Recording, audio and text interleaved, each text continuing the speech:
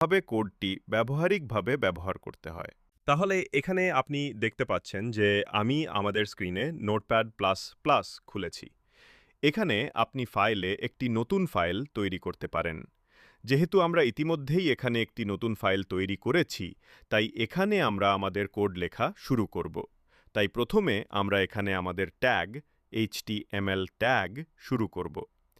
HTML tag লেখার পর আমি এখানে আমার দ্বিতীয় ট্যাগ হেড ট্যাগ শুরু করব।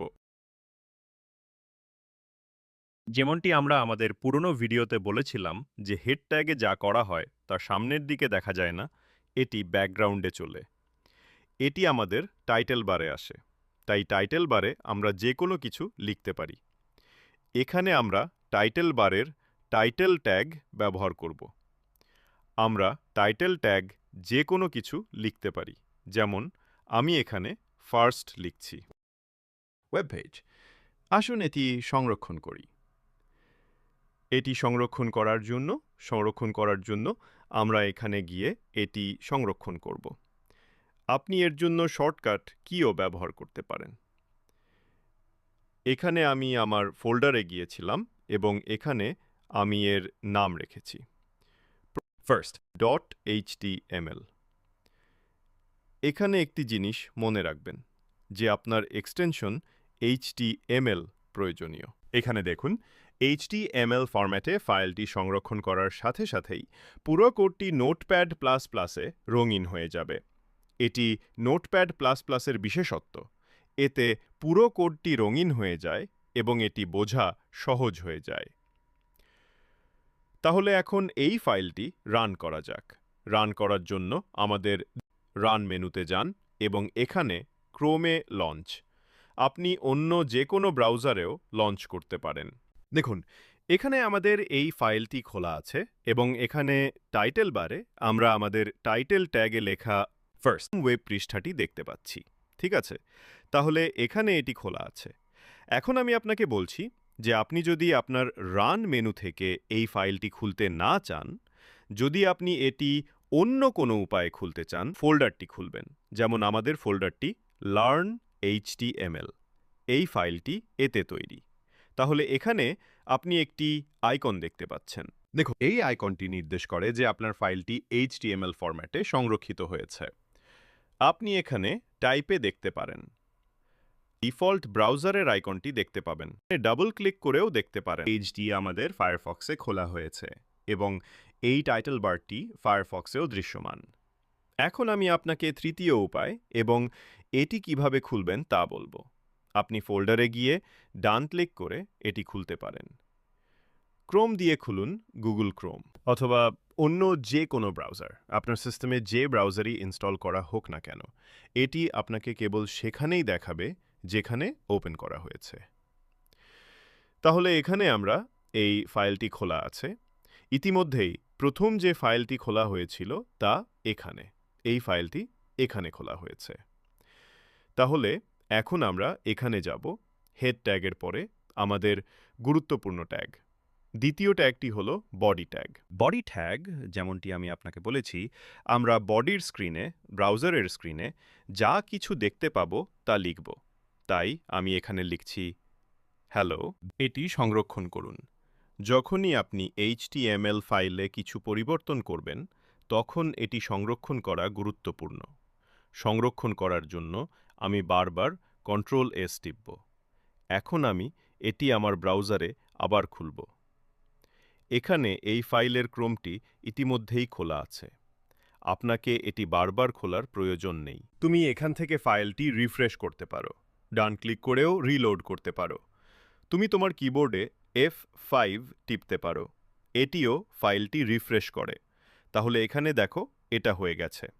আমি এতে যে কোনো কিছু পরিবর্তন করব। আমি এখানে হ্যালো ওয়ার্ল্ড লিখেছি। আমি হ্যালো ওয়ার্ল্ড লিখেছি। এটি সংরক্ষণ করেছি। আমি আমার ব্রাউজারের স্ক্রিনে এসে এটি এখানে রিলোড করেছি। দেখুন, এটি পরিবর্তিত হয়েছে। এই ভিডিওতে আমরা দেখেছি কিভাবে আমরা নোটপ্যাড প্লাস প্লাস অথবা অন্য যে কোনো HTML এডিটরে HTML-এ আমাদের মৌলিক বাক্য গঠন লিখতে পারি এবং কিভাবে আমরা ফাইলটি চালাতে এবং সংরক্ষণ করতে পারি। পরবর্তী ভিডিওতে আমরা দেখব কিভাবে আমরা HTML এ বডি ট্যাগে টেক্সটের বিভিন্ন ট্যাগ যেমন হেডিং ট্যাগ এবং প্যারাগ্রাফ ট্যাগ ব্যবহার করতে পারি। আমাদের ভিডিওটি দেখার জন্য আপনাকে ধন্যবাদ। হ্যালো বন্ধুরা, স্বাগতম আমাদের ইউটিউব চ্যানেল কোড সাগরে। আপনারা দেখছেন লার্ন HTML বাংলা। এই ভিডিও টিউটোরিয়ালে আমরা দেখব HTML এর ভিতরে কোন কোন ট্যাগস এর ফরম্যাটিং এর আলাদা আলাদা ট্যাগস আসে।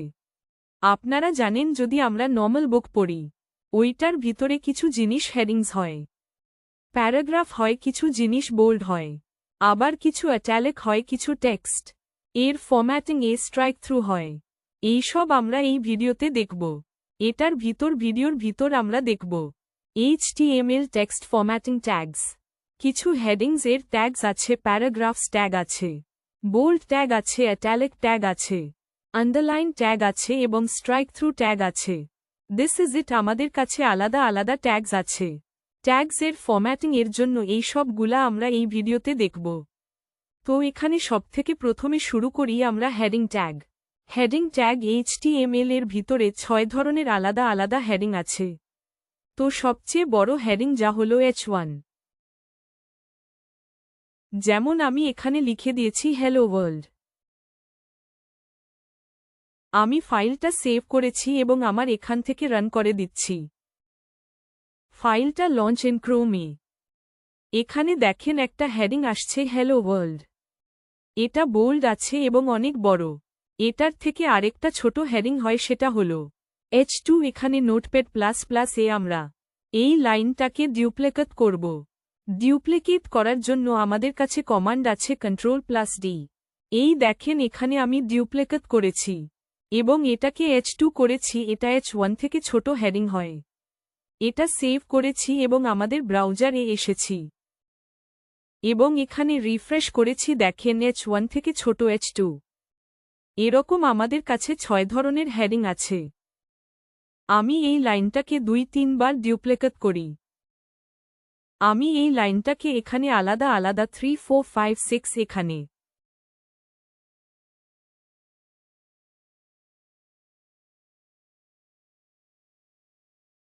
ক্লোজ ও করি। 3, 4, 5, 6 এটা সেভ করেছি।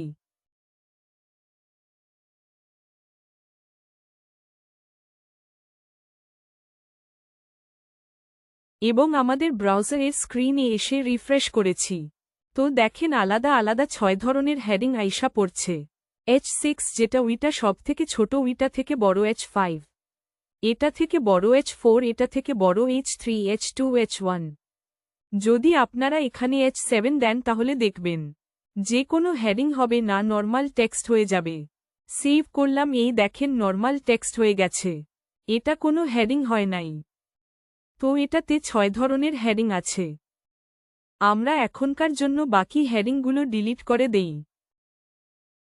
আমরা এখন আমাদের পরের ট্যাগস হেডিং বাদে ওয়েবসাইটের প্যারাগ্রাফ। প্যারাগ্রাফের জন্য আমাদের কাছে আছে P ট্যাগ।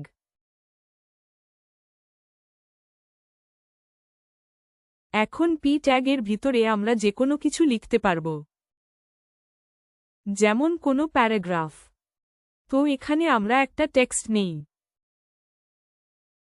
টেক্সটের জন্য আমাদের কাছে আছে লিপসাম। এই দেখেন লিপসুম এই সাইট খুলেছে। এখানে আপনার যত প্যারাগ্রাফ আপনি এখানে লিখতে পারবেন। এখানে 5 আছে। আমি চেঞ্জ করব না, জেনারেটে ক্লিক করে দিলাম। দেখেন আলাদা আলাদা 5 প্যারাগ্রাফ এসে পড়েছে। এই প্যারাগ্রাফের কোনো বিশেষ মানে নাই, শুধু প্র্যাকটিসের জন্য যে আপনি প্যারাগ্রাফ HTML এ দিলে কিরকম দেখা যাবে।